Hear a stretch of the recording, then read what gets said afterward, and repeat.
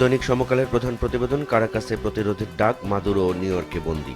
মার্কিন আগ্রাসন এই সাবহেডে দেওয়া প্রতিবেদনে সমকাল বলছে ৫,০০০ টন কোকেন পাচার সহ ৪ অভিযোগ অস্বীকার মাদুরোর। পরিস্থিতি পর্যালোচনায় নিরাপত্তা পরিষদে আজ বৈঠক। এই সংক্রান্ত আরও দুটি খবর রয়েছে সমকালের প্রথম পাতাতে। শিরোনাম, ভেনেজুয়েলা থেকে মাদক পাচারের দাবি কতটা বাস্তব, এবং আরেকটি শিরোনাম, ট্রাম্পের নতুন বিশ্ব ব্যবস্থা রূপ পাচ্ছে ভেনেজুয়েলায়। সমকালের দ্বিতীয় প্রধান শিরোনামটি, বিএনপির গুম ৩১২, ফেরেনি ১০৭, জামাতের গুম ৭৪৭, ফেরেনি ৩৫। এটি গুম কমিশনের প্রতিবেদন। গতকাল প্রধান উপদেষ্টার কাছে গুম কমিশন তাদের প্রতিবেদন জমা দিয়েছে।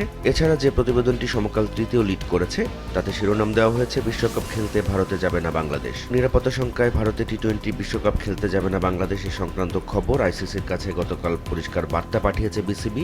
ভেন্যু বদলের যে দাবি বাংলাদেশ জানিয়েছে তাতে আসলে ভেন্যু বদল হবে নাকি ওয়াকওভার হবে সেরকম অতীত বিশ্লেষণ করে সমকাল এই প্রতিবেদনটি ছাপিয়েছে। এছাড়া সমকালের প্রথম পাতার আরেকটি খবর, বিএনপি ক্ষমতায় গেলে ব্যবসার সব বাধা দূর করা হবে। গতকাল শীর্ষ ব্যবসায়ীদের সঙ্গে তারেক রহমান বৈঠক করেছেন এবং সেই বৈঠককে কেন্দ্র করেই এই প্রতিবেদনটি ছাপিয়েছে সমকাল। চলে যাচ্ছে সমকালের শেষের পাতায়। শেষের পাতার প্রধান খবরটি শিরোনাম, খেলাপি ঋণের কারণে ৮২ প্রার্থীর মনোনয়নপত্র বাতিল। জাতীয় সংসদ নির্বাচনের মনোনয়নপত্র যাচাই বাছাইয়ের শেষ দিন ছিল গতকাল। সে সংক্রান্ত প্রতিবেদন এটি। আরেকটি খবরে সমকাল জানাচ্ছে, নৈরাজ্যের মধ্যে বাড়ল এলপিজির দাম। এই খবরে বলা হচ্ছে, চলতি জানুয়ারির জন্য ১২ কেজি সিলিন্ডারের দাম ৫৩ টাকা বাড়িয়ে ১,৩০৬ টাকা নির্ধারণ করা হয়েছে। তবে কিছু খুচরা বিক্রেতা বেশি দাম নিচ্ছে, এমনটাও বলা হয়েছে এই প্রতিবেদনে। সমকালের শেষ পাতার আরেকটি খবর, ব্যবসায়ী পুলিশ সংঘর্ষের পর হ্যান্ডসেট ব্লক ৩ মাস স্থগিত। গতকাল রাজধানীর কারণ বাজারে মোবাইল ফোন ব্যবসায়ীরা রাস্তা অবরোধ করেছিল এবং সেখানে পুলিশের সাথে পাল্টাপাল্টি ধাওয়া এবং সংঘর্ষ হয়েছে এবং এরপরই এমন সিদ্ধান্ত নিয়েছে সরকার। দৈনিক প্রথম আলোর প্রধান খবর, যুক্তরাষ্ট্রের বিচারের মুখোমুখি মাদুরো। এই খবরে প্রথম আলো জানাচ্ছে, নিকোলা মাদুরোকে বিচার শুরুর জন্য আজই নিউ ইয়র্কের ম্যানহাটন আদালতে নেওয়া হতে পারে। এর পাশাপাশি একটি বিশ্লেষণ ছাপানো হয়েছে, শিরোনাম, ভেনেজুয়েলা চালাবেন ট্রাম্প, আইনি ভিত্তিটি। প্রথম আলোর দ্বিতীয় প্রধান খবরটি নির্বাচন সংক্রান্ত। শিরোনাম দেওয়া হয়েছে, ঢাকায় জামাতের ১৭ প্রার্থীর মধ্যে ১৩ জন কোটিপতি। এটি জাতীয় নির্বাচনে জমা দেওয়া হলফনামা বিশ্লেষণ করে প্রতিবেদন। এর পাশাপাশি আরেকটি খবরে প্রথম আলো জানাচ্ছে, মনোনয়নপত্র বাতিল ২৮% প্রার্থী।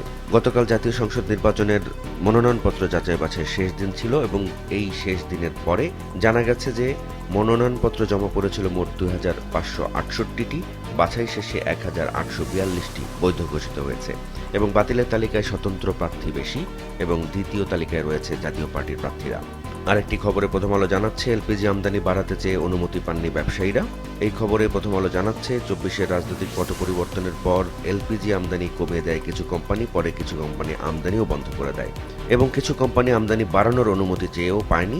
এর ফলে সংকট তৈরি হয়েছে এবং গেল এক সপ্তাহ ধরে বাড়তি টাকা দিয়েও এলপিজি পাচ্ছে না গ্রাহকরা। খেলা সংক্রান্ত একটি খবর প্রথম আলোর প্রথম পাতাতে, শিরোনাম, বিশ্বকাপে রাজনীতির ধাক্কা। এই খবরে মূলত বিসিবি গতকাল জানিয়েছে যে ভারতে টি-20 বিশ্বকাপ তারা খেলতে যাবে না এবং ভেন্যু পরিবর্তনের জন্য আইসিসিকে অনুরোধ জানানো হয়েছে। সেই বিষয়টি তুলে এনেছে প্রথম আলোর এই প্রতিবেদনে। দৈনিক আজকের পত্রিকার প্রধান শিরোনাম, ভারতে খেলবে না বাংলাদেশ। টি-20 ক্রিকেট বিশ্বকাপ সংক্রান্ত এই প্রতিবেদনে আজকের পত্রিকা বলছে, মোস্তাফিজুর রহমানের আইপিএল থেকে বাদ পড়ার বিষয়টি এখন শুধুই আর দুই দেশের ক্রিকেট বোর্ডের মধ্যে সীমাবদ্ধ নেই, বল গড়িয়েছে রাষ্ট্রের কোর্টে।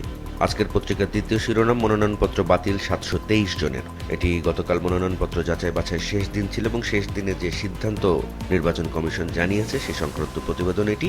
এই খবরে বলা হচ্ছে, ত্রয়োদশ জাতীয় সংসদ নির্বাচনে দাখিল করা ৭২৩ প্রার্থীর মনোনয়নপত্র বাতিল করেছেন সংশ্লিষ্ট রিটার্নিং কর্মকর্তারা। মোট বিক্রি হয়েছিল ৩,৪০৬টি মনোনয়নপত্র, জমা পড়েছিল প্রায় ২,৫০০-এর মতো, আর বৈধ প্রার্থীর সংখ্যা ঘোষণা করা হয়েছে ১,৮৪২ জন। গুমের পেছনে ছিল রাজনৈতিক উদ্দেশ্য। এই শিরোনামে আজকের পত্রিকার যে প্রতিবেদন সেটি গতকাল প্রধান উপদেষ্টার কাছে জমা দেওয়া গুম কমিশনের প্রতিবেদন কেন্দ্রিক। এই খবরে বলা হচ্ছে, গুম কমিশন শেখ হাসিনা, তারিক ও আসাদুজ্জামান খানের সরাসরি সম্পৃক্ততার প্রমাণ পেয়েছে। তারেক রহমানের সঙ্গে ব্যবসায়ী নেতাদের সাক্ষাৎ। এক কলামের এই প্রতিবেদনে আজকের পত্রিকা বলছে, গতকাল তারেক রহমানের সঙ্গে দেশের শীর্ষ ব্যবসায়ী নেতারা সাক্ষাৎ করেছেন এবং সেখানে তারা রাজনৈতিক পরিস্থিতি এবং দেশের পরিস্থিতি সহ নানান বিষয় নিয়ে আলোচনা করেছেন। নিউ ইয়র্কের বন্দিশালায় মাদুরো। আজকের পত্রিকা প্রথম পাতার নিচের দিকে বড় করে এই সংবাদটি ছাপিয়েছে। এই খবরে বলা হচ্ছে, ভেনেজুয়েলার প্রেসিডেন্ট নিকোলা মাদুরোর বিরুদ্ধে মাদক সন্ত্রাসবাদের ষড়যন্ত্রের অভিযোগ এনেছে যুক্তরাষ্ট্র এবং অভিযুক্ত তালিকায় তার স্ত্রী এবং ছেলেও রয়েছেন। এ সংক্রান্ত দুটি আলাদা প্রতিবেদন ছাপানো হয়েছে আজকের পত্রিকাতে। একটি শিরোনাম, শিগগিরই বিচার শুরু হবে মাদুরোর, অন্যটি শিরোনাম, দখলের পথ সহজ করে দিলেন ট্রাম্প। এটি অবশ্য দ্য গার্ডিয়ানের অভিমত আজকের পত্রিকা অনুবাদ করে ছাপিয়েছে। আজকের পত্রিকার শেষ পাতার খবর, বাড়ছে ঠান্ডাজনিত রোগ। এই খবরে বলা হচ্ছে দেশে 3 সপ্তাহ ধরে তীব্র শীত চলছে এবং কিছু অঞ্চলে দিনের তাপমাত্রা নেমে গেছে 10 ডিগ্রি সেলসিয়াসের নিচে এবং এতে করে ঠান্ডাজনিত রোগ বাড়ছে, এমনটি বলা হয়েছে এই প্রতিবেদনে। 2025 সালে সড়কে ঝরল ৯,১১১ প্রাণ। যাত্রী কল্যাণ সমিতি এই প্রতিবেদন দিয়েছে এবং তারা বলছে সারা দেশে ৬,৭২৯টি সড়ক দুর্ঘটনায় এই সংখ্যক মানুষ নিহত হয়েছে। ফোন ব্যবসায়ীদের লাঠিপেটা, বন্ধ হবে না এনইআইআর। আজকের পত্রিকার শেষ পাতার এই প্রতিবেদনে বলছে এনইআইআর চালুর প্রতিবাদ এবং কারণ বাজারে বিক্ষোভ করেছেন ব্যবসায়ীরা এবং তাদেরকে লাঠিপেটা করেছে পুলিশ এবং গ্রেপ্তার ব্যবসায়ীদের মুক্তি দাবি করেছেন ব্যবসায়ীরা এবং আন্দোলনের পরও সরকার জানিয়েছে এনইআইআর কার্যক্রম বন্ধ হবে না। দৈনিক দেশ রূপান্তরের প্রধান শিরোনাম, বিশ্বকাপ খেলতে ভারত যাবে না বাংলাদেশ, আইসিসিকে বিসিবির চিঠি। দ্বিতীয় শিরোনামে দেশ রূপান্তর জানাচ্ছে স্থবির ঢাকা, অন্তহীন দুর্ভোগ। এই খবরে বলছে একসঙ্গে 3টি কর্মসূচি ছিল গতকাল। একটি ছিল ইনকিলাব মঞ্চের মার্চ ফর ইনসাফ, অন্যটি ছিল মোবাইল ফোন ব্যবসায়ীদের আন্দোলন এবং আরেকটি তেজগাঁও কলেজের শিক্ষার্থীদের অবরোধ এবং এই 3 কর্মসূচির কারণে ঢাকা কার্যত গতকাল অবরুদ্ধ হয়ে পড়ে। আরেকটি খবরে দেশ রূপান্তর জানাচ্ছে তারেক রহমানের সঙ্গে বৈঠক ব্যবসায়ী প্রতিনিধিদের। আন্তর্জাতিক একটি খবর দেশ রূপান্তরের প্রথম পাতাতে, ভেনেজুয়েলার নিয়ন্ত্রণ সহজ হবে না এই শিরোনামে। দৈনিক কালবেলা ভেনেজুয়েলায় মার্কিন হামলা নিয়ে প্রধান প্রতিবেদন করেছে। শিরোনাম দেওয়া হয়েছে বৈশ্বিক শক্তিগুলোকে আগ্রাসনের নতুন পথ বাতলে দিলেন ট্রাম্প, এমন একটি প্রশ্নবোধক শিরোনাম। পাশাপাশি আরেকটি খবরে কালবেলা জানাচ্ছে অভিমানী প্রার্থীদের নির্বাচন থেকে সরাতে তৎপর বিএনপি। এটি ত্রয়োদশ জাতীয় সংসদ নির্বাচনকে ঘিরে বিএনপির অবস্থা নিয়ে প্রতিবেদন। কালবেলার তৃতীয় শীর্ষ শিরোনামটি, ভারতে গিয়ে বিশ্বকাপ খেলবে না বাংলাদেশ। এটি আইসিসিকে গতকাল বিসিবি চিঠি দিয়েছে। এর পাশাপাশি আরেকটি খবরে কালবেলা জানাচ্ছে আইপিএল এর সম্প্রচার বন্ধে আইনি দিক খতিয়ে দেখা হচ্ছে। তথ্য ও সম্প্রচার উপদেষ্টা গতকাল এটি জানিয়েছেন। কালবেলার অন্য আরেকটি খবরের শিরোনাম, যাচাই বাছাই 723টি মনোনয়নপত্র বাতিল। গতকাল মনোনয়নপত্র যাচাই বাছাইয়ের শেষ দিন ছিল। এ সংক্রান্ত প্রতিবেদন এটি। ছুটিতে পাঠানো বিচারপতিদের তালিকা দীর্ঘ হলো।